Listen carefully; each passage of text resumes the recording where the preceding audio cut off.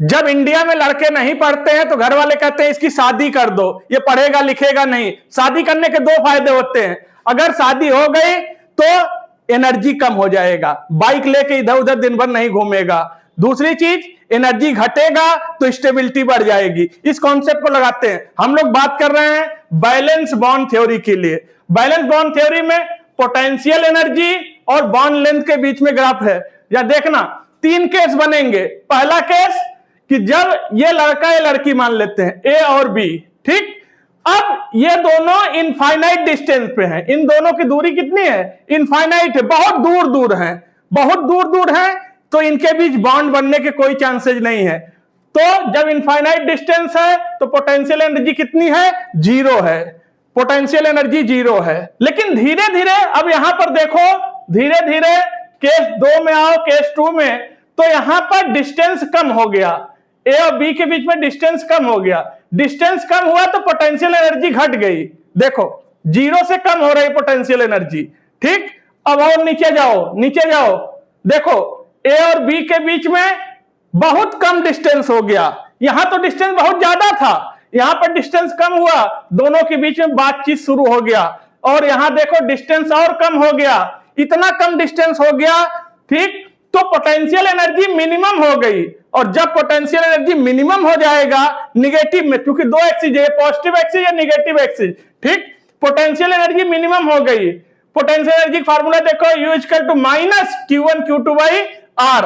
और potential energy minimum तो bond stability maximum, potential energy minimum तो स्टेबिलिटी मैक्सिमम। और जब स्टेबिलिटी मैक्सिमम होगा तो बॉन्ड बन जाएगा, बॉन्ड फॉर्म होगा। और ये डिस्टेंस देखो, इसी डिस्टेंस को बोलते हैं बॉन्ड लेंथ। बॉन्ड लेंथ कितनी होगी? बस ये होगा बॉन्ड लेंथ।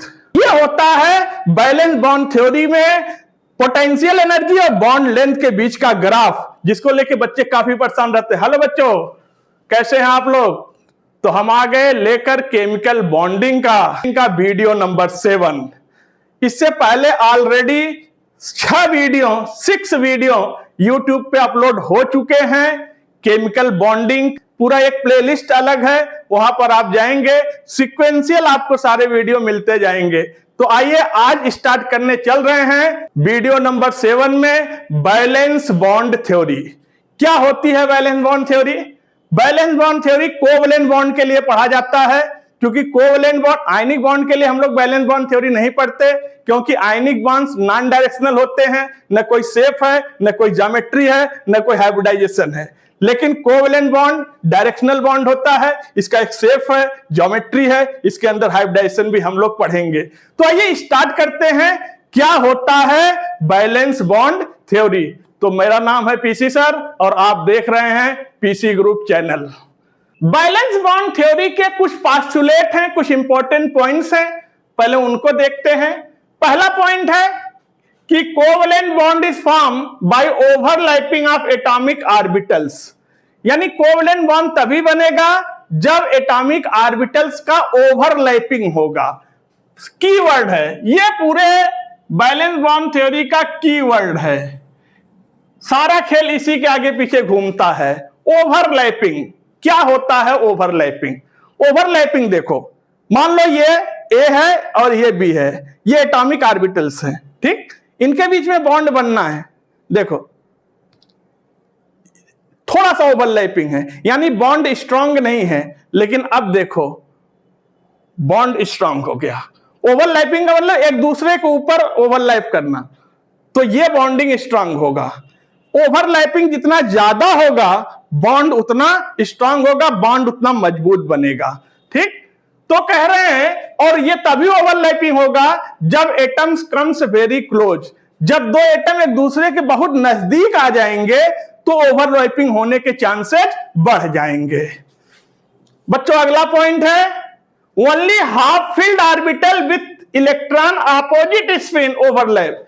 ओवरलैपिंग की भी शर्तें हैं। ओवरलैपिंग तभी होगा जब दोनों ऑर्बिटल्स में इलेक्ट्रॉन अपोजिट डायरेक्शन में हो, एक क्लॉकवाइज हो तो दूसरा एंटी क्लॉकवाइज हो, तभी ओवरलैपिंग होता है। जैसे मान लीजिए दो एटॉमिक ऑर्बिटल्स हैं, ये है, और एक एटॉमिक ऑर्बिटल ये है 1s1 और ये है 1s1। अलग अलग ऑर्बिटल्स है, क्योंकि एटम अलग है, ये एटम अलग, एटम है। इसमें इलेक्ट्रॉन है क्लॉकवाइज और इसमें इलेक्ट्रॉन है एंटी क्लॉकवाइज। दोनों इलेक्ट्रॉन अपोजिट स्पिन में रहेंगे, तभी इनके बीच में ओवरलैपिंग होगा, तभी कोवलेंट बॉन्ड बनेगा। अगली बात बच्चों, overlap must be less than 50%। और याद रखना, ओवरलैपिंग हमेशा 50% से कम ही होता है। 50% से ज्यादा ओवरलैपिंग के चांसेस ही नहीं बन सकते। कैसे बनेंगे आप सोचो, आप कोई दो एटम ले, चलो देखो, एक एटम ये ले लिया, एक एटम ये ले लिया, इसके बीच में इसका न्यूक्लियस सेंटर में है, इसके बीच में इसका न्यूक्लियस सेंटर में है। जब ये दूसरे को ओवरलैप करेंगे तो बीच में न्यूक्लियस भी तो आ जाएंगे, बीच में न्यूक्लियस भी तो टकराने लगेंगे और न्यूक्लियस तो टकराएंगे नहीं, ठीक है, नहीं फिर ओवरलैपिंग नहीं होगा। यानी ज्यादा से ज्यादा ओवरलैपिंग के चांसेस कितना है, ये इसके ऊपर कितना चढ़ सकता है या ये इसके ऊपर कितना चढ़ सकता है, लेस देन 50%, 50% से कम ही, क्योंकि सेंटर में न्यूक्लियस है, ठीक है। यानी ओवरलैपिंग जब भी होगा लेस देन 50%, 50% से ज्यादा ओवरलैपिंग होने के कोई चांसेस नहीं होते हैं। अगली बात बच्चों, एक्सटेंट ऑफ ओवरलैपिंग, बहुत इंपॉर्टेंट पॉइंट है, बहुत ज्यादा इंपॉर्टेंट है, खूब क्वेश्चन पूछता है।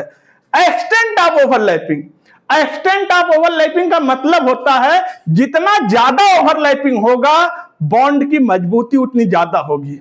ओवरलैपिंग ज्यादा तो बॉन्ड की स्ट्रेंथ ज्यादा, और बॉन्ड की स्ट्रेंथ ज्यादा तो बॉन्ड की एनर्जी कम, और बॉन्ड की एनर्जी कम तो बॉन्ड लेंथ छोटा। यानी extent of overlapping directly proportional है strength of bond.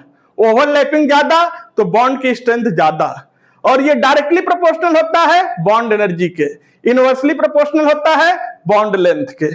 Extent of overlapping ज्यादा होगा तो बॉन्ड लेंथ कम होगा, और बॉन्ड लेंथ ज्यादा है इसका मतलब एक्सटेंट ऑफ ओवरलैपिंग कम है, ठीक। यानी अगर ओवरलैपिंग अच्छी नहीं होगा तो बॉन्ड अच्छा नहीं बनेगा। मान लो ये ओवरलैपिंग है, हल्का सा ओवरलैप किया तो बॉन्ड में मजबूती नहीं है, बॉन्ड में उतना स्ट्रेंथ नहीं आ रहा है। अगर यही ओवरलैपिंग खूब ऐसे हो जाए, खूब ऐसे ओवरलैपिंग हो जाए तो बॉन्ड कितना ज्यादा स्ट्रांग होगा, सोचो। यही बात कह रहे हैं, अगर ओवरलैपिंग ज्यादा होगा तो बॉन्ड का स्ट्रेंथ ज्यादा होगा, बॉन्ड की एनर्जी ज्यादा हो जाएगी और बॉन्ड लेंथ कम हो जाएगा। अब अगला इंपॉर्टेंट पॉइंट आ रहा है कि ये जो ओवरलैपिंग है, ये ओवरलैपिंग भी दो तरह की ओवरलैपिंग होती है। टू टाइप ऑफ ओवरलैपिंग संभव है, पॉसिबल है। पहली एक्सियल ओवरलैपिंग, एक्सियल ओवरलैपिंग या इसी बोलते हैं हेड ऑन ओवरलैपिंग। एक्सियल का मतलब होता है ओवरलैपिंग ऐसे होगा, ये इधर से आ रहा है, दो एटम है, इधर से आ रहा है, ऐसे head to head, head to head overlapping क्या बोलते हैं, एक्सियल ओवरलैपिंग। अभी बना के दिखाएंगे। और जब भी एक्सियल ओवरलैपिंग होगा तो एक्सियल ओवरलैपिंग से बच्चों हमेशा बनेगा सिग्मा बॉन्ड। सिग्मा बॉन्ड कैसे रिप्रेजेंट करते थे, ऐसे। और दूसरी ओवरलैपिंग है पैरेलल ओवरलैपिंग, इसी का दूसरा नाम होता है साइड वाइज ओवरलैपिंग, या इसी को बोलते हैं लेटरल ओवरलैपिंग, ठीक। और याद रखना, जब एक्सियल ओवरलैपिंग था तो हेड टू हेड था, और जो पैरेलल ओवरलैपिंग होगा वो ऐसे होगा, ऐसे ऐसे ऐसे, ऊपर थोड़ा थोड़ा नीचे, जहां इलेक्ट्रॉन डेंसिटी मिलेगा वहां ओवरलैपिंग होगा। दिखाएंगे, ऐसे होगा, ऐसे, ये ओवरलैपिंग है, ठीक। और अगर ऐसे ऐसे हो रहा है तो ये एक्सियल है, और ऐसे ऐसे ओवरलैपिंग हो रहा है तो ये लेटरल या साइड वाइज ओवरलैपिंग है। और जब भी लेटरल या साइड वाइज ओवरलैपिंग होगा, पैरेलल ओवरलैपिंग होगा, तो पाई बॉन्ड बनेगा। और पाई बॉन्ड को कैसे रिप्रेजेंट करते थे, ऐसे, ठीक। अभी हम लोग आगे देखेंगे कि सिग्मा बॉन्ड कैसा है, पाई बॉन्ड कैसा बनता है, दोनों में डिफरेंस क्या है, सारी चीजें क्लियर करेंगे। अगला पोस्टुलेट का पॉइंट है, बहुत इंपॉर्टेंट पॉइंट है, overlapping orbital must have in same sign. जो ऑर्बिटल ओवरलैप कर रहे हैं, चाहे ऐसे ओवरलैप कर रहे हैं चाहे ऐसे कर रहे हैं, उनका साइन सेम होना चाहिए। जैसे आपको बना के दिखाएं तो ज्यादा समझ में आएगा। सपोज करिए कुछ इस तरह से, ध्यान दीजिएगा, ये ऊपर वाले को पॉजिटिव मान रहे हैं, निगेटिव लोग, positive negative positive negative and so on, ठीक।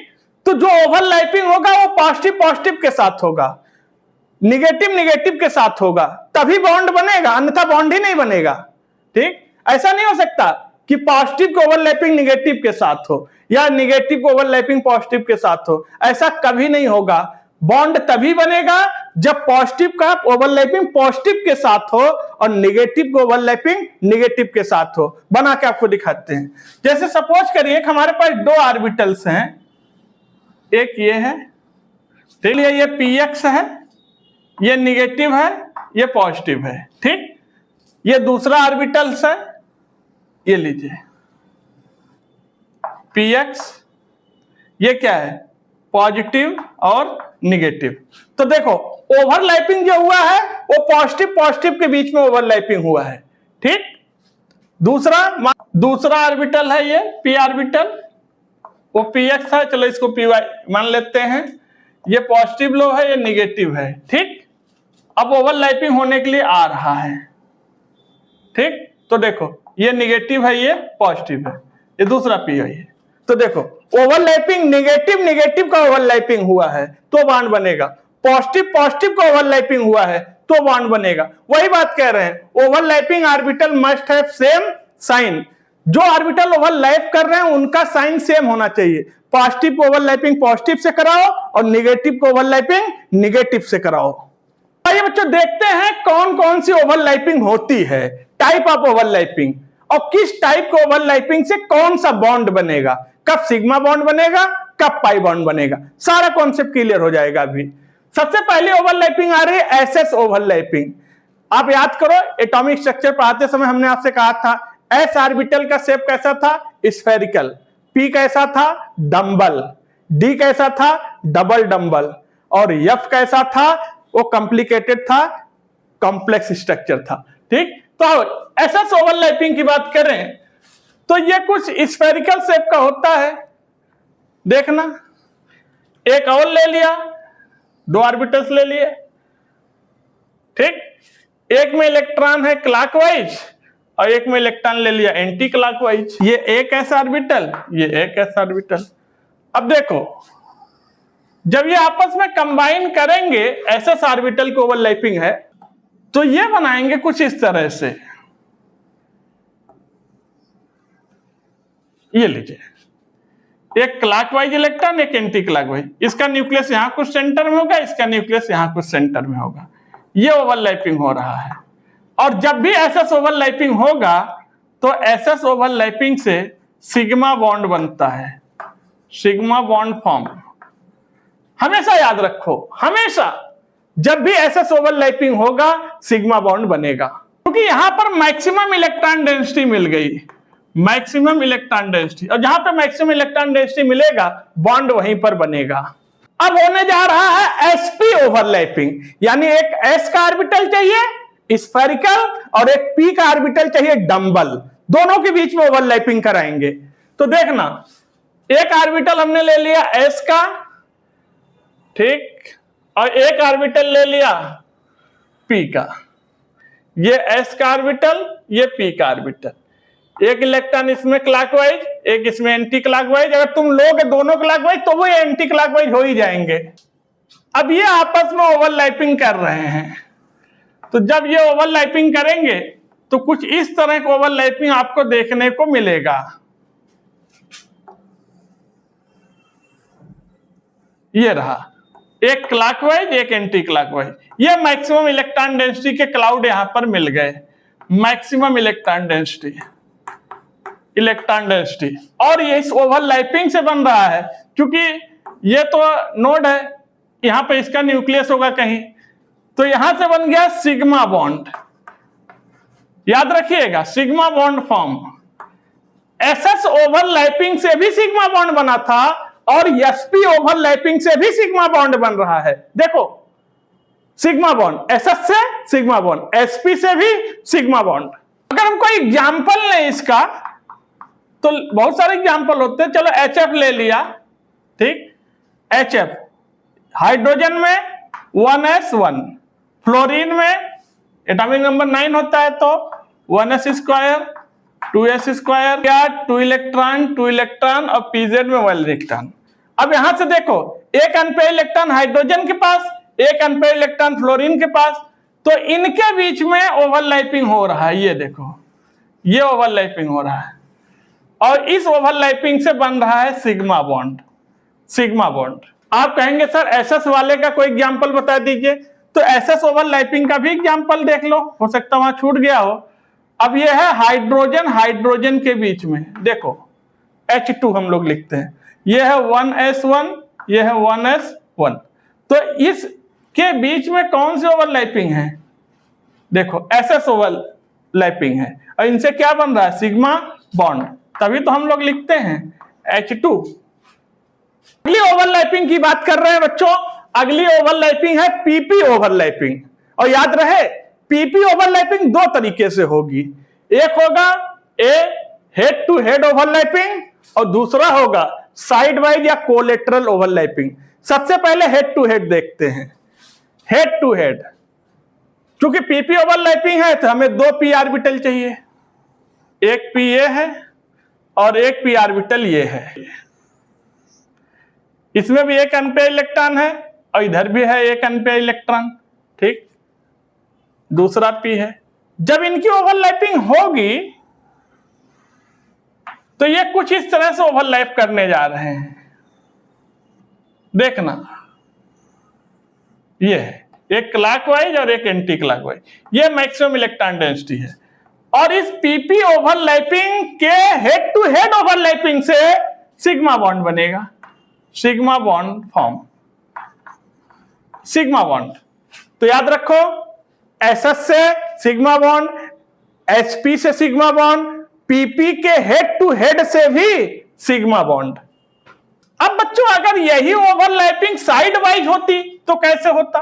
देखो दो पी ऑर्बिटल्स ले लिए, ठीक, दो पी ऑर्बिटल ले लिए, एक पी ये एक पी ये, इलेक्ट्रॉन इसमें एक अनपेयर इलेक्ट्रॉन इसमें है जो ओवरलैप करेंगे, ठीक है, यानी ये ओवरलैप करेंगे। क्योंकि अभी तक ओवरलैपिंग ऐसे हो रही थी, अब ओवरलैपिंग ऐसे होगा, ऐसे थोड़ा इलेक्ट्रॉन डेंसिटी ऊपर मिल जाएगा यहां ओवरलैपिंग, और थोड़ी इलेक्ट्रॉन डेंसिटी नीचे मिल जाएगी यहां ओवरलैपिंग। तो देखो इस तरह से ओवरलैपिंग होने जा रही है, ये ओवरलैपिंग है। देखो थोड़ा इलेक्ट्रॉन डेंसिटी ऊपर मिल गया, यहां ओवरलैपिंग हो गई, थोड़ा इलेक्ट्रॉन डेंसिटी यहां मिला, यहां ओवरलैपिंग हो गई, और इस ओवरलैपिंग से बन रहा है pi bond, pi bond form. देखो पहली बार पाई बॉन्ड बना हुआ है। पाई बॉन्ड कैसे बनता है? जब पीपी ऑर्बिटल का साइड वाइज ओवरलैपिंग होता है, कोलेटरल ओवरलैपिंग होता है, तब बनता है पाई बॉन्ड। क्योंकि अब आप देखो इस तरह की ओवरलैपिंग बहुत अच्छी ओवरलैपिंग नहीं मानी जाती है, थोड़ा इलेक्ट्रॉन डेंसिटी ऊपर थोड़ा इलेक्ट्रॉन डेंसिटी नीचे, इसीलिए तो पाई बॉन्ड कमजोर होता है, सिग्मा बॉन्ड स्ट्रांग होता है, पाई बॉन्ड कमजोर होता है, क्योंकि बहुत अच्छी ओवरलैपिंग नहीं हो पाती है, ठीक, इसलिए पाई बॉन्ड क्या होता है? वीक होता है। हेड टू हेड का अगर कोई एग्जांपल देखें तो एग्जांपल देख सकते हैं, ये है एफ और एफ, F2 के बीच में ओवरलैपिंग देखो, फ्लोरीन में कितने इलेक्ट्रॉन होते हैं? 9, ठीक, तो क्या हो गया 1s square 2s square 2px 2py और 2pz, ठीक, दो इलेक्ट्रॉन एक इलेक्ट्रॉन। ये तो एक फ्लोरीन का हो, दूसरे फ्लोरीन का देखो, चलो इधर नीचे लिखते हैं 1s square 2s square 2px 2py and 2pz, ठीक, किसी भी डायरेक्शन में ओवरलैपिंग हो सकता है, 2 2 1, तो हो गया 4 6 2 8 1 9। अब देखो यहां पर ओवरलैपिंग यहां हो रहा है, देखो, और इस ओवरलैपिंग से क्या बन रहा है? सिग्मा बॉन्ड, ठीक। अब अगर इसका एग्जांपल देखें साइड वाइज का, इसका एग्जांपल देखें, हम नाइट्रोजन को ले रहे हैं, देखो नाइट्रोजन के बीच में 3 बॉन्ड है, ठीक, याद रखना। अगर हम बात करें तो ये हो गया 1s square 2s square 2px 2py और 2pz 1 1 1, ठीक, 2 4 3 7, ठीक। अब यहां पर देखो कैसे ओवरलैपिंग होगा क्योंकि यहां पर पाई बॉन्ड भी बनना है, एक बॉन्ड सिग्मा है, दो बॉन्ड क्या है, पाई बॉन्ड है। ठीक, क्योंकि सिग्मा बॉन्ड तो अकेला बन सकता है, लेकिन पाई बॉन्ड कभी अकेला नहीं बन सकता, बिना सिग्मा बने पाई में नहीं बन सकता। ठीक है, और याद रखना सिग्मा बॉन्ड एक सिंगल बॉन्ड रहेगा और जितने बाकी बचे हुए बॉन्ड है वो सब क्या रहेंगे, पाई बॉन्ड रहेंगे। ठीक, थोड़ा जगह कम पड़ रहा था तो जगह बना लिया। देखना, अब ये है P X, P Y, P Z, 3 unpaired electron है, यही ओवरलैप करेंगे, क्योंकि ओवरलैपिंग के लिए क्या चाहिए, अनपेयर्ड इलेक्ट्रॉन चाहिए, पेयर इलेक्ट्रॉन तो ओवरलैप करेगा नहीं। तो देखो जरा, और यहां से पाई बॉन्ड बनाना, क्योंकि एक सिग्मा है और 2 बॉन्ड पाई है। ठीक, तो देखो एक एटम ये है, एक ये है और ये है, ध्यान देना। दूसरा एक ये है, एक ये है और एक ये है, ध्यान दो। तो एक ओवरलैपिंग तो ये हो गया, ये हेड टू हेड ओवरलैपिंग, यहां से सिग्मा बॉन्ड बनने वाला है। ठीक, और दूसरा ओवरलैपिंग ये वाला है, ध्यान दो, थोड़ा इलेक्ट्रॉन डेंसिटी यहां मिल जाएगा, पाई बॉन्ड यहां से बनने वाला है। और वही चीज यहां पर देखो, ये एक्स एक्स ओवरलैपिंग, ये वाई वाई ओवरलैपिंग और ये वाला जेड जेड ओवरलैपिंग है। देखो ये एक्स वाई जेड थे प्लेन ना, तीनों प्लेन में, देखो ये जेड का है, तो यहां से पाई बॉन्ड बनेंगे। तो ध्यान दो, एस एस ओवरलैपिंग, ये हेड टू हेड ओवरलैपिंग हो रहा है, यहां से सिग्मा बॉन्ड बनेगा और 2 पाई बनाना है।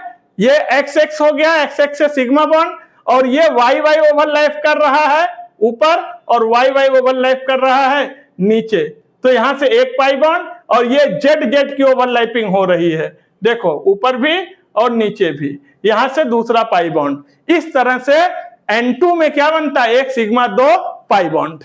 तो अब बात करते हैं what is difference between sigma bond and pi bond. Sigma bond और पाई बॉन्ड में क्या डिफरेंस है?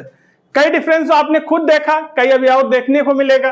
पहली चीज याद करिए, सिग्मा बॉन्ड बनता था फॉर्म बाय एक तो एसएस ओवरलैपिंग से, ठीक, दूसरा एसपी ओवरलैपिंग से, और तीसरा P P overlapping head to head, head to head. देखो सिग्मा बॉन्ड बनता था एसएस ओवरलैपिंग से, एसपी ओवरलैपिंग से, और पीपी में हेड टू हेड ओवरलैपिंग से बनता था सिग्मा बॉन्ड। वही अगर हम पाई बॉन्ड की बात करें तो पाई बॉन्ड बनता था पीपी ओवरलैपिंग साइड वाइज से, साइड वाइज से पाई बॉन्ड बनता था। पहला डिफरेंस।